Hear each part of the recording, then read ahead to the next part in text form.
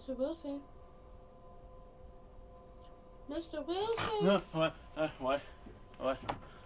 Oh, what time is it? Oh, boy. Oh, gosh. Stress levels rising. Oh, no, no, no, no, no, no, no, no, no. I gotta go take it to the show. I gotta do a bunch of stuff. Oh, no, no, no, no, no. We gotta go, we gotta go, we gotta go. Stress. Something we all deal with, whether we wish to or not. It's the nature of being human. Anywho, welcome to the final edition of the Weekly Prescription. I'm Aaron M. Wilson, and for this final episode, we will be discussing stress.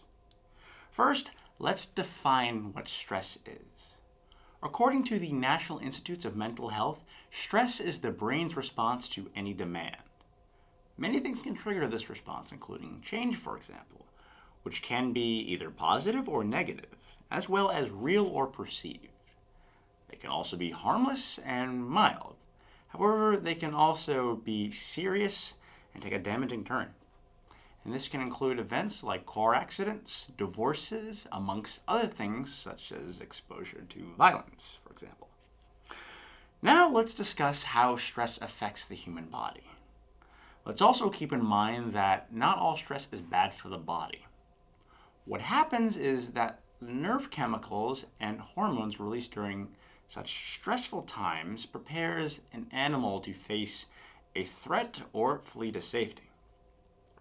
Now, when you face a dangerous situation, your pulse quickens, you tend to breathe faster, your muscles will tense, and your brain uses more oxygen and increases activity.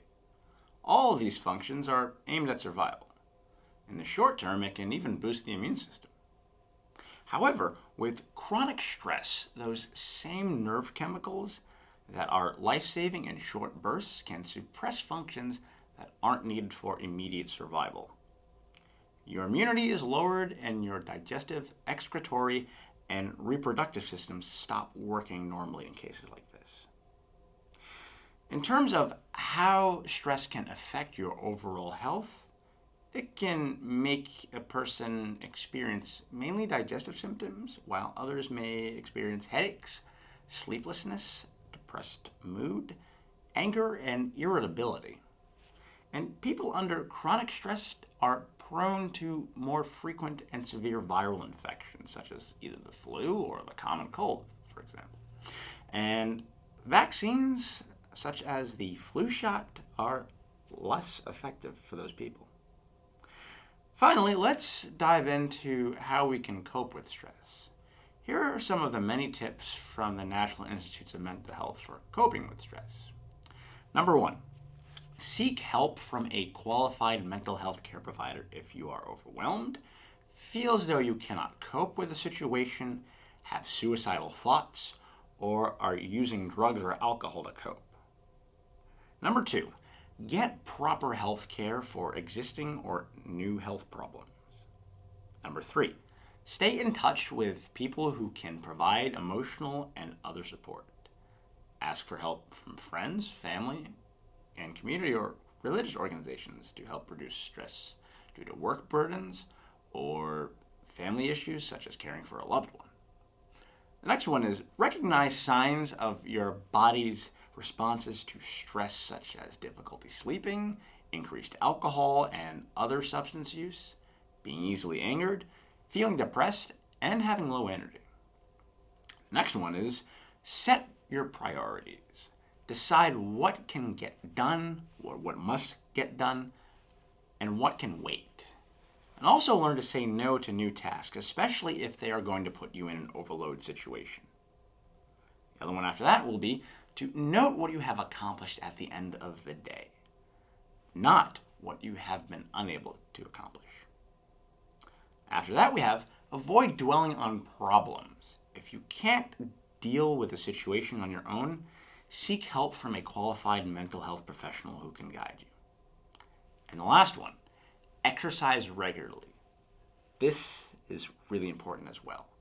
Just exercising for 30 minutes a day, like doing a gentle walk, for example, can help boost your mood and reduce stress. For more information on stress, be sure to visit the National Institute of Mental Health's website at www.nimh.gov www.nih.gov. Now to conclude, I would like to point out to everyone here that I am not, in fact, a physician.